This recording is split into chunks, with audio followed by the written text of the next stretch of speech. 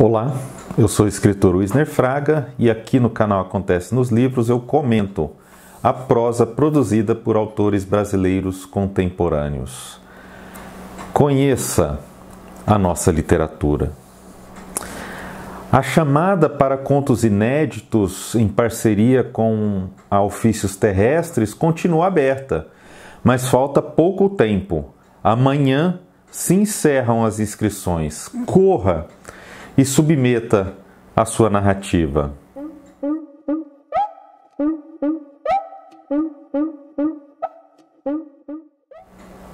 Amor de Bicho, este é o título do livro de Marcelo Labes, editado pela Caia Ponto em 2021. Marcelo Labes é um escritor catarinense.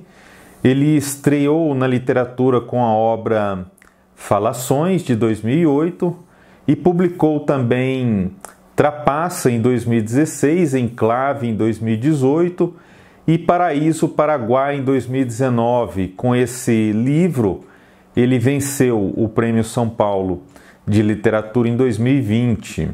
Ele é autor de outros livros também. Amor de Bicho é uma narrativa curta que eu poderia muito bem classificar como um conto. Mas eu não vou, eu nem quero classificar nada.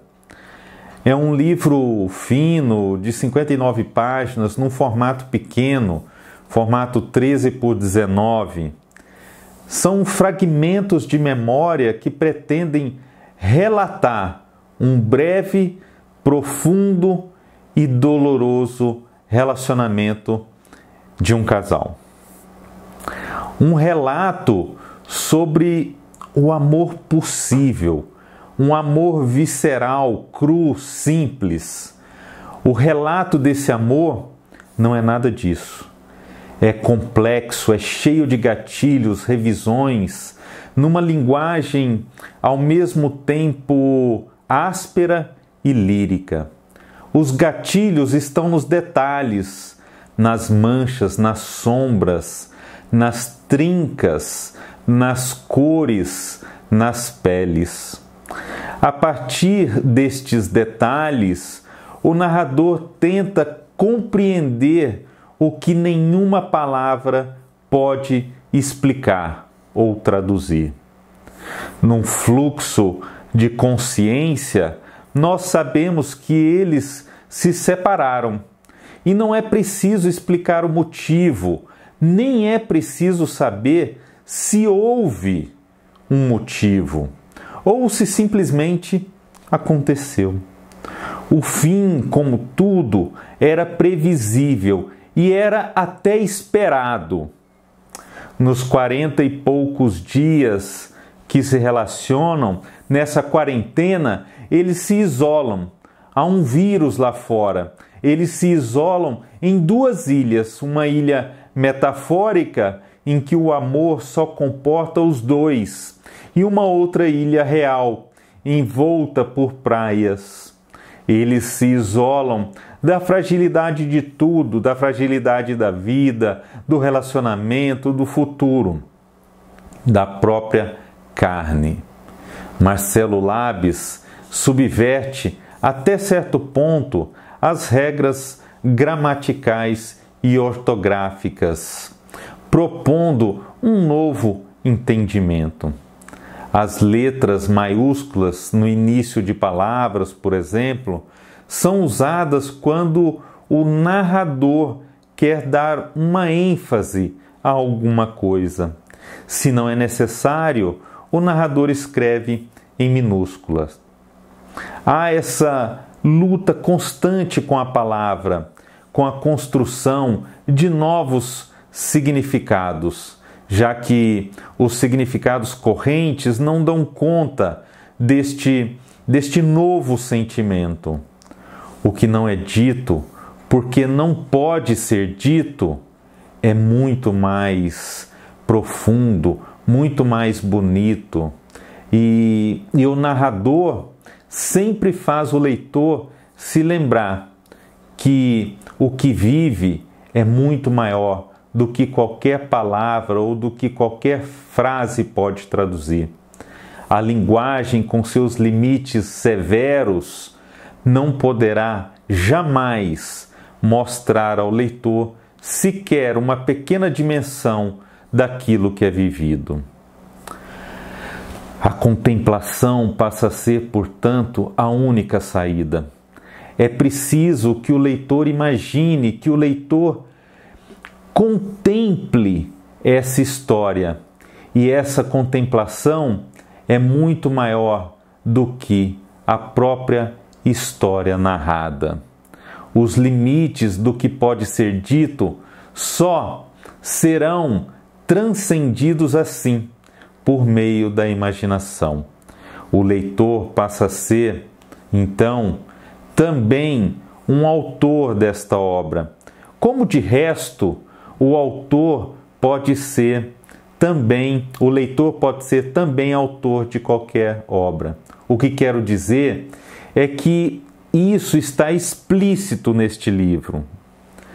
No final, ali por volta das 8 páginas finais, o narrador perde um pouco o fôlego, passa a repetir aquilo que já foi dito, como se quisesse prolongar uma história. E isso, para o leitor, às vezes soa um pouco entediante. Mas logo o narrador se recupera e fecha o livro de forma brilhante, lírica, enigmática, como deve ser. Em meio a este lirismo, a esta selvageria, o homem se desloca rumo a si próprio, rumo a seus desejos primários, rumo à verdadeira felicidade. É ali, quando a razão perde sentido, que o casal encontra a alegria, o sentido. Quando o narrador tenta traduzir isso para o leitor, tudo se perde e se transforma em desesperança.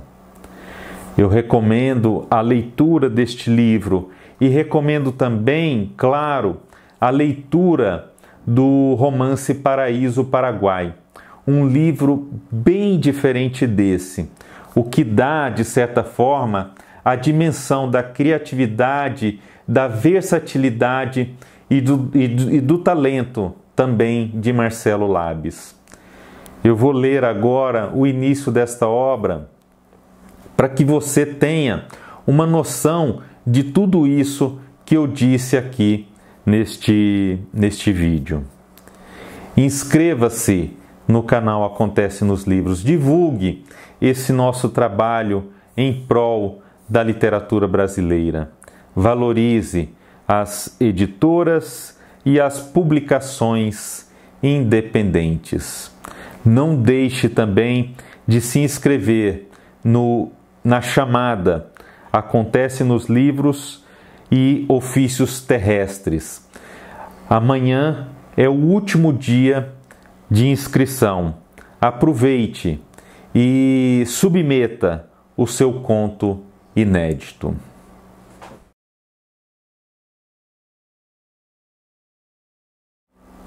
Agora ela foi embora e eu acompanhei seu voo para a Europa numa dessas páginas de radar em que se pode ver um voo sair de São Paulo, rumar para o norte, depois para o leste e de repente, horas depois, vê-lo sobre o Atlântico.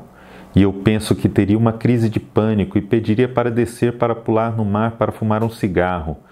Diria a comissária de bordo que é muito azul para um homem telúrico. É muita água, moça, me ajuda.